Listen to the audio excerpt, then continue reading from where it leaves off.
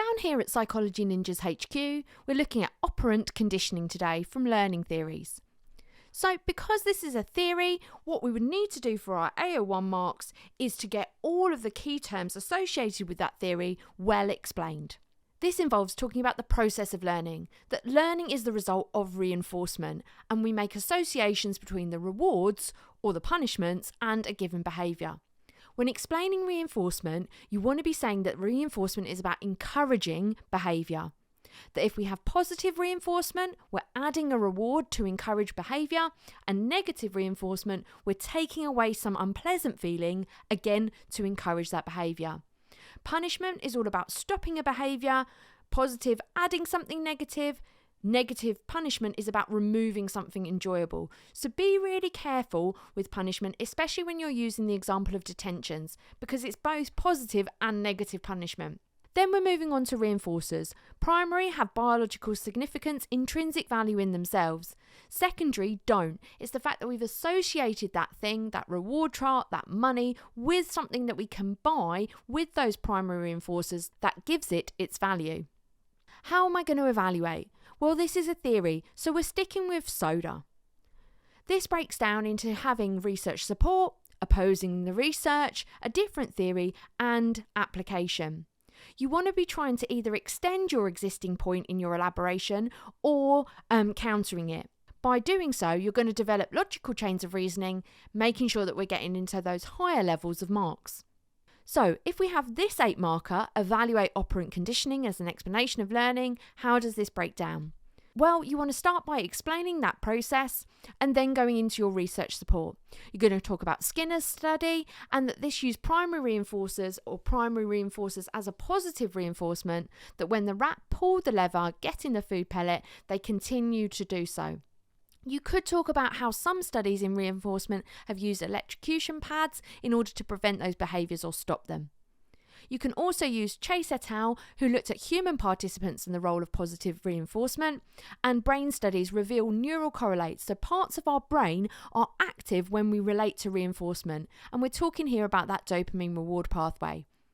Because we have 2 pieces of research giving similar findings, this is going to give the theory of classical conditioning external reliability, consistency across different studies. We're then going to move in and talk about reinforcement, explaining positive and negative reinforcement, but saying that classical conditioning lacks validity. In actual fact, it only explains existing behaviours and how they're strengthened or weakened, rather than forming them initially. It also ignores the role of motivation, which is particularly significant in human learning, that we have to want that reinforcer and it's not just going to have intrinsic value. This lacks generalisability, specifically in relation to Skinner's research, because those rats are not human participants. You're then going to talk about punishment. Talking again in explaining the difference between positive and negative punishment, all of this is about stopping behaviours. We're then going to evaluate, talking about how operant conditioning is reductionist. Particularly that social learning theory is a better explanation because it does take into account the role of motivation through the identification with role models. We do this either through our role models having the same gender or other participant variables with us.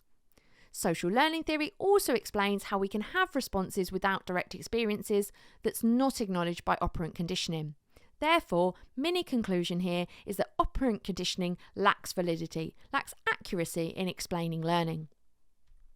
Finally, then, we're moving through to look at reinforcers, explaining the difference between secondary and primary reinforcers, and then moving through to say that this has external validity. It is accurate because it has applications to the real world. We can use systems of reinforcement effectively to shape children's behaviour. Give an example here, a couple are on screen for you. Counter-argument time now, though. This has been used to control citizens' behaviour. We could restrict civil liberties through the use of prison system, and that's our form of positive and negative punishment. However, the fact that we can apply this to the real world gives operant conditioning credibility. Let's have a look at some exam questions. So here we've got an 8 marker. This is a discuss question with a STEM. Therefore, in order to get AO1 marks, you're explaining that key terminology linked into operant conditioning that we've already talked about. To access your AO2 marks, you're then applying each of those concepts to sharing. You need appropriate examples given that this is a nursery and children. Be really cautious here about giving unethical reinforcements or punishments. It would not be okay to electrocute children. It would not be okay for Rebecca to smack the children or hit the children. All of that would be inappropriate and unethical and give the examiner a little bit of concern for you. Let's have a look at this exam question. And you'll see here that we've got the same stem, but we've got a different command word, explain. Here we're still looking at operant conditioning and we're still trying to explain sharing behaviour. Because this is an explain question with a stem, you don't get any marks for giving accurate definitions in relation to operant conditioning that we would have got marks for in that 8-mark discuss question. Here, you just get marks every time you appropriately give examples of terminology in the stem. You might still want to have definitions in there to lead you in nicely, but be really clear to yourself that this isn't getting you your marks. Thanks for joining us today here at Psychology Ninjas. Don't forget to like, subscribe and hit that bell. See you next time.